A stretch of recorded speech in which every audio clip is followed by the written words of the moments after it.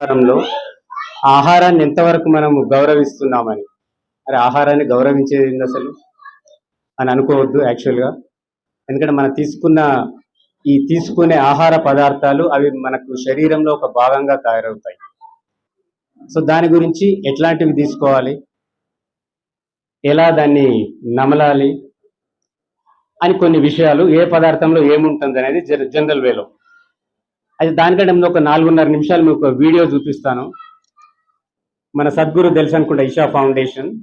ఆ సద్గురు గారు మన ఇంటర్నేషనల్ కాన్ఫరెన్స్ వెళ్ళినప్పుడు ఆయన అక్కడ వాళ్ళు ఆహారం తినే పద్ధతి, ఫుడ్ ఎలా తీసుకుంటారో, ఎలా తింటారు, ప్రతి దేశం వాళ్ళు దాన్ని ఎలా ట్రీట్ చేస్తారనే విషయం మీద ఒక చిన్న వీడియో.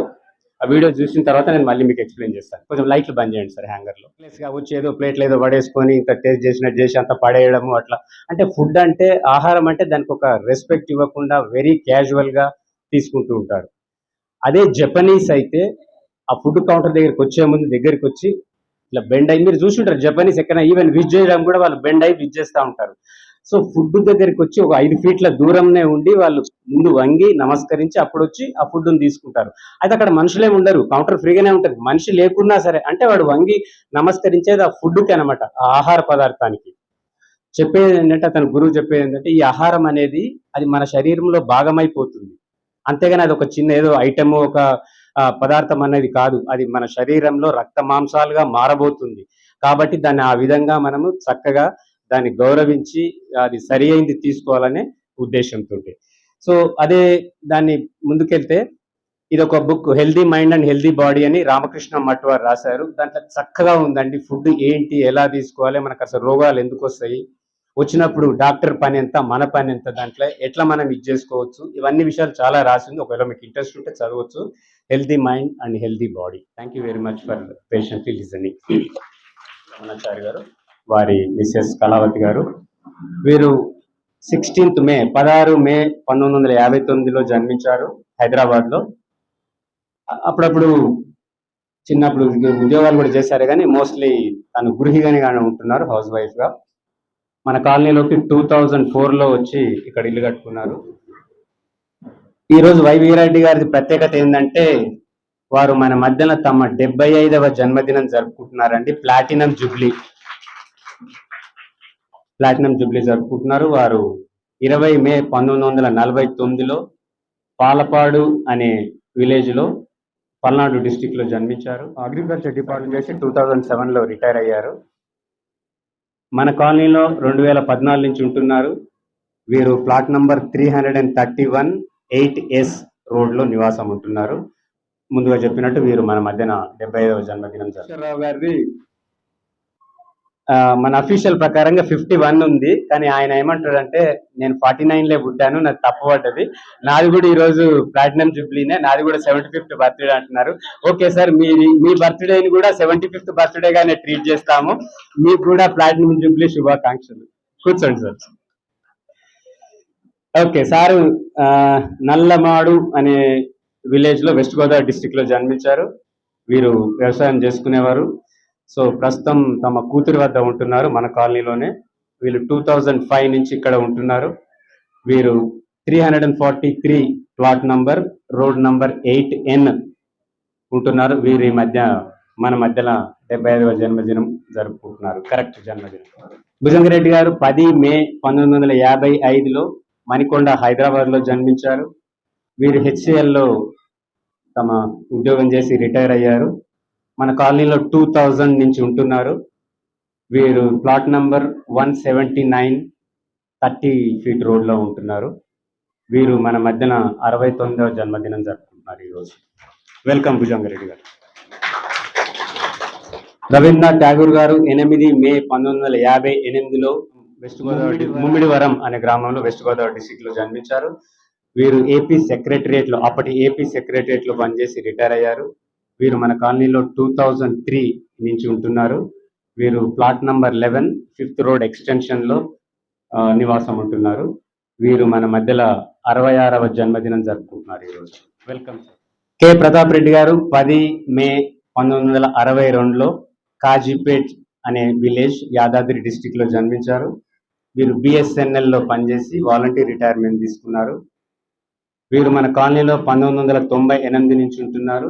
రోడ్ నంబర్ 3N లో ముందు ప్లాట్ నంబర్ 89 లో ఇల్లు కట్టుకొని ఉండేవారు. ఇప్పుడు మళ్ళీ అదే రోడ్లో ఇంకో కొత్త ఇల్లు 306 ప్లాట్ లో కట్టుకొని ప్రస్తుతం అక్కడ నివాసం ఉంటున్నారు. ప్రతాప్ రెడ్డి గారు మన మధ్యన ఈ రోజు 62వ జన్మదినం జరుపుకుంటున్నారు. అంజిరెడ్డి గారు తెలియని వారు ఉండరు మన కాలనీలో. వీరు 7 మే 1954లో శంకరాపురం అనే గ్రామంలో, ఇదివరకు రంగారెడ్డి డిస్టిక్ ఉండే, ఇప్పుడు అది వికారాబాద్ డిస్టిక్ లో వచ్చింది వాళ్ళ ఊరు. సార్ అక్కడ జన్మించారు. ఎన్ఎఫ్సిలో ఉద్యోగం చేసి రిటైర్ అయ్యారు.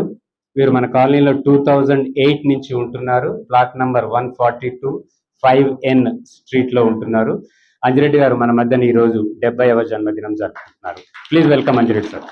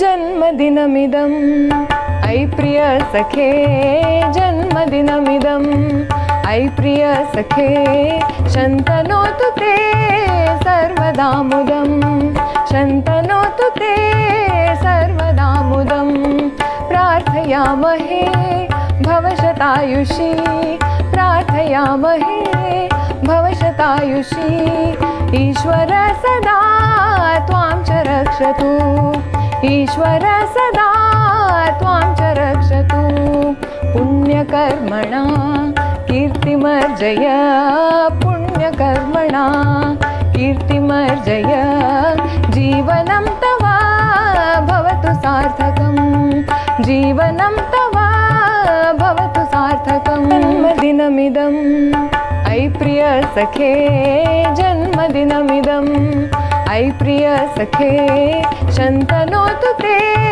सर्वदा मुदं, शन्तनोतु ते सर्वदा मुदं, प्रार्थयामहे भवशतायुषी, प्रार्थयामहे भवशतायुषी, ईश्वर सदा त्वां च रक्षतु, ईश्वर सदा त्वां च रक्षतु, पुण्यकर्मणा कीर्तिमर्जय, पुण्यकर्मणा कीर्तिमर्जय, जीवनं तव भवतु सार्थकं, जीवनं तव।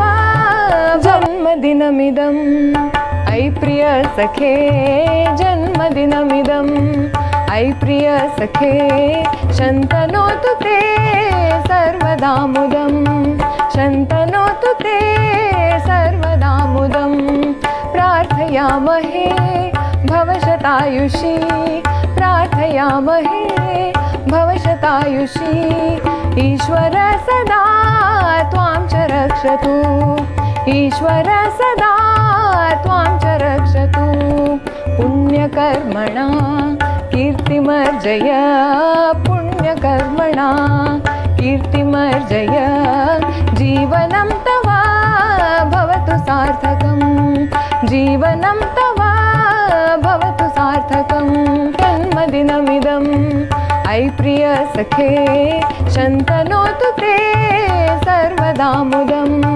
शन्तनोतु ते सर्वदा मुदं प्रार्थयामहे भवशतायुषी प्रार्थयामहे भवशतायुषी ईश्वर सदा त्वां च रक्षतु ईश्वर सदा त्वां च रक्षतु पुण्यकर्मणा कीर्तिमर्जय पुण्यकर्मणा कीर्तिमर्जय जीवनं तव भवतु सार्थकं जीवनं तव भवतु सार्थकं भवतु सार्थकं भवतु सार्थकम् నాతో పుట్టినరోజు జరుపుకున్న మిత్రులందరికీ నా శుభాకాంక్షలు. పుట్టినరోజు శుభాకాంక్షలు. నాతోటి భార్యనాను నాకు ఇద్దరు బాబు, ఒక అమ్మాయి, ఇద్దరు యూఎస్ఏలో ఉంటారు, ఒక బాబు ఇక్కడ ఉంటారు. నాకు 179 ప్లాట్ నంబర్ 30 ఫీట్ రోడ్లో 2000లో ఇల్లు కట్టుకున్నాను. అందరికీ ధన్యవాదాలు. హలో, నేను ఇక్కడ 2003 నుంచి కాలనీలో బాపా వివాహం అయిపోయింది, బాబుకి చేయాలి. ఈ బర్త్డే సెలబ్రేషన్స్కి సొసైటీ వారికి ధన్యవాదాలు చెప్పుకుంటున్నాను. సోదరిమణి కళావతి గారు, వీరారెడ్డి అన్న గారు, వెంకటేశ్వరరావు గారు, భుజంగారెడ్డి అన్న జన్మదిన శుభాకాంక్షలు తెలుపుతూ, ఇంకోటి మన ఇప్పుడు భూపాలరెడ్డి గారు చెప్పారు మన తిండి. మేము చిన్నగా ఉన్నప్పుడైతే ఈ తిండి గురించి ఎవరు చెప్పలేదు, పెద్ద మనుషులు. అప్పుడు ఏంటంటే వాళ్ళు వండించిన పంట మనం తినేవాళ్ళము, అందుకే ఈరోజు ఇంత గట్టిగా ఉన్నాము. ఇప్పుడు అంతా కల్తీ తిండిలు వచ్చినాయి, అందుకే ఇవన్నీ చేయాలని మన భూపాలరెడ్డి గారు చెప్తున్నారు. ఖాళీగా ఉండకుండా ఏదన్నా సోషల్ వర్క్ అయినా సరే ఏదైనా పని పెట్టుకుంటే మనిషి, నేనే ఉదాహరణ, నాకు ఇప్పుడు 71 సంవత్సరం, కానీ ఎవరు నన్ను 71 అనరు. మనిషి కష్టాలలో ఉన్నప్పుడు పోయి చూస్తే వాళ్ళకు ఒక సంతోషం అనిపిస్తుంది. మా నాన్న చనిపోయేటప్పుడు నాకు ఒకటే చెప్పిండు, నేను దా సిద్ధాంతమే నడుపుతున్నా, చూడరా నీకు చేతనైతే ఎవరికైనా సహాయం చెయ్యి, హాని మాత్రం చేయకమని. మనం ఎక్కడెక్కడికి వెళ్ళి వచ్చి ఉన్నాం. దయచేసి అందరం మన యొక్క ఊరు అనుకొని, మన యొక్క కుటుంబం అనుకొని, ఎవరికి కష్టం వచ్చినా మనందరం పోయి సానుభూతి తెలిపితే వాళ్ళు కొంచెం ధైర్యంగా ఉంటారు. థ్యాంక్ యూ, మంచి సందేశం ఇచ్చారు. మీ ప్రతాప్ రెడ్డి గారిని మాట్లాడాల్సిన సభకు నమస్కారము. ఈరోజు బర్త్డే జరుపుకునే నా మిత్రులు మరియు సిస్టర్ గారు అందరూ ఆరోగ్యాలతో సంపూర్ణ జీవితం గడవాలని కోరుకుంటున్నాను. నేను 98 నుంచి పార్టిసిపేట్ చేస్తాను. సరే, అందరితోటి కూడా కలిసిమెలిసిగా ఉంటున్నాం అప్పటి నుంచి. ఇలాగే అందరితోటి ఇలాగే ఉండాలి, అందరూ కూడా ఇలాగే ఉండాలని కోరుకుంటున్నాను. Thank you. ఒకటి ఈ వేదిక పైన ఉన్నటువంటి పేరున అందరికీ పుట్టినరోజు శుభాకాంక్షలు తెలియజేసుకుంటాను. నా తరఫున మరియు సంక్షేమం తరఫున అట్లాగే అందరం ప్రతి నెల ఇక్కడ కలుసుకోవడం ఒక సాంప్రదాయ పద్ధతులు చేస్తున్నటువంటి సంక్షేమం వారికి మరి ఒకసారి ధన్యవాదాలు తెలియజేసుకుంటూ, అలాగే ఈ చక్కటి అవకాశం ఇచ్చినటువంటి పెద్దలకు అందరికీ పేరున ధన్యవాదాలు తెలియజేసుకుంటాను. Thank you sir. థ్యాంక్స్. మన పుట్టినరోజు జరుపుకున్న సభ్యులందరూ స్పాన్సర్ చేసి మనకు టిఫిన్స్ అరేంజ్ చేశారండి. దయచేసి ఆ టిఫిన్స్ తీసుకున్నాకే మీరు ఇక్కడి నుంచి వెళ్ళగలరు. అలాగే ఈ వేడుకకు హాజరైనటువంటి సీనియర్ సభ్యులు, మహిళా సోదరులందరికీ కూడా పేరున ధన్యవాదాలు తెలియజేసుకుంటున్నాము. ఈ కార్యక్రమాన్ని ఇంతటితో ముగిస్తూ అల్పాహారాన్ని స్వీకరించాల్సిందిగా మనం